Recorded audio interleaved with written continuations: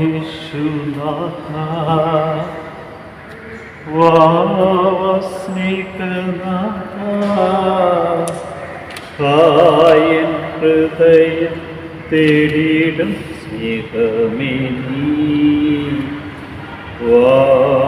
യേശുനാഥാ, നീ എൻ പ്രാണനാഥൻ, നീ എൻ സ്നേഹരാജൻ. പരിശുദ്ധ പരമദിവ്യകാരുണ്യത്തിന് എന്നേരവും ആരാധനയും സ്തുതിയും പൂഴ്ചയും ഉണ്ടായിരിക്കട്ടെ. കാരുണ്യത്തിൻ്റെ നിറകുടമായ കർത്താവായ യേശുവേ, അങ്ങ് പരിശുദ്ധൻ പരിശുദ്ധൻ പരിശുദ്ധൻ. അങ്ങ് അമർത്യനാണ്, അങ്ങ് മരണത്തെ ജയിച്ചവനാണ്. അങ്ങേ ഞാൻ ആരാധിച്ച് സ്തുതിച്ച് മാത്രപ്പെടുത്തി അങ്ങേക്ക് നന്ദി പറയും. കാരുണ്യവാനായ കർത്താവെ, അങ്ങ് ഞങ്ങളെ ഓരോരുത്തരെയും സന്ദർശിച്ചുകൊണ്ട് ഞങ്ങൾക്ക് ഓരോരുത്തർക്കും നൽകുന്ന കൃപയെ ഓർത്തുകൊണ്ട് നന്ദി പറഞ്ഞ് അങ്ങയെ സ്തുതിക്കും. ഭൂമിയിൽ പാപങ്ങൾ ക്ഷമിക്കുവാൻ അധികാരമുള്ള ഏക വ്യക്തി അങ്ങാണെന്ന് ഈ പ്രഭാതത്തിൽ ഏറ്റുപറഞ്ഞുകൊണ്ട് ഞാൻ അങ്ങയെ സ്തുതിച്ച് ആരാധിച്ച് മാത്രപ്പെടുത്തി അങ്ങേക്ക് നന്ദി പറയും. പ്രിയമുള്ളവരെ, ഇന്ന് കർത്താവിൻ്റെ പക്കലേക്ക് തളർന്നുവരും മനുഷ്യനെ കട്ടിലിൽ കിടത്തി എടുത്തുകൊണ്ടുവരുന്ന സഹോദരങ്ങളെയാണ് കാണുന്നത്. കട്ടിൽ ചുമക്കാൻ ആരെങ്കിലും വേണം, മറ്റുള്ളവർക്ക് സൗഖ്യമേകണം, മറ്റുള്ളവരെ ആശ്വസിപ്പിക്കുവാൻ, ജീവിതത്തിലേക്ക് വഴി നടത്തുവാൻ ആരെങ്കിലുമൊക്കെ വേണം. ഈ സുഹൃത്തുക്കൾ ഈ കട്ടിലോടുകൂടി കർത്താവിൻ്റെ അരികിലേക്ക് വരുമ്പോൾ വലിയ ജനക്കൂട്ടം, അവർക്ക് അവൻ്റെ അരികിലെത്താൻ കഴിഞ്ഞില്ല. വീട്ടുടമസ്ഥൻ്റെ അനുവാദത്തോടെ മേൽക്കൂര പൊളിച്ചുകൊണ്ട് കട്ടിലോടുകൂടി രോഗിയെ യേശുവിൻ്റെ മുമ്പിലേക്ക് ഇറക്കി.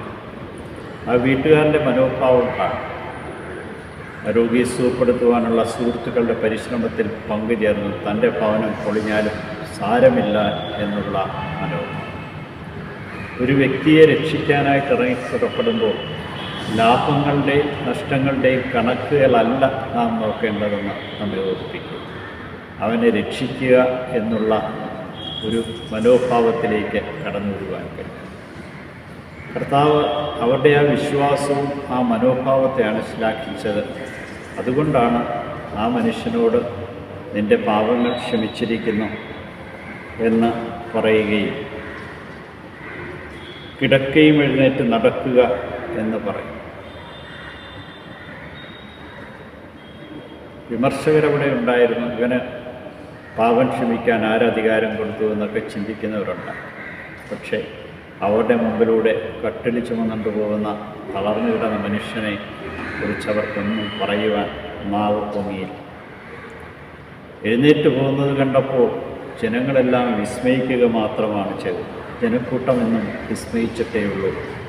പക്ഷേ അവൻ്റെ ശക്തി തിരിച്ചറിഞ്ഞുകൊണ്ട് അവനെ മഹത്വപ്പെടുത്തുന്നവരാണ് ദൈവകൃപയാൽ നിറഞ്ഞ് ജീവിക്കാൻ കഴിയും. കാരുണ്യവാനായ കർത്താവേ, ഈ പ്രഭാതത്തെ നിൻ്റെ തിരുമുമ്പിൽ സമർപ്പിച്ചുകൊണ്ട് മറ്റുള്ളവർക്ക് ശുശ്രൂഷ ചെയ്യുമ്പോൾ ലാഭനഷ്ടങ്ങളുടെ കണക്കുകളല്ല ഞങ്ങൾ കണക്കാക്കേണ്ടതെന്നും നിൻ്റെ സാന്നിധ്യവും സാമീപ്യവും അനുഭവിച്ചറിയുവാനും പുതുജീവനിലേക്ക് അവരെ നയിക്കുന്നതിനാവശ്യമായ കൃപകൾ പകർന്നു കൊടുക്കുന്ന കരങ്ങളായി ഞങ്ങളുടെ കരങ്ങൾ, മനസ്സുകളും മാറുവാൻ ഹൃദയ വിശാലതയോടുകൂടി മറ്റുള്ളവരെ കാണുവാനും കേൾക്കുവാനും ശുശ്രൂഷിക്കുവാനും കൃപ ഞങ്ങൾക്ക് നൽകി അനുഗ്രഹിക്കും. ഈശോയെ നന്ദി, ഈശോയെ സ്തുതി, ഈശോയെ ആരാധന.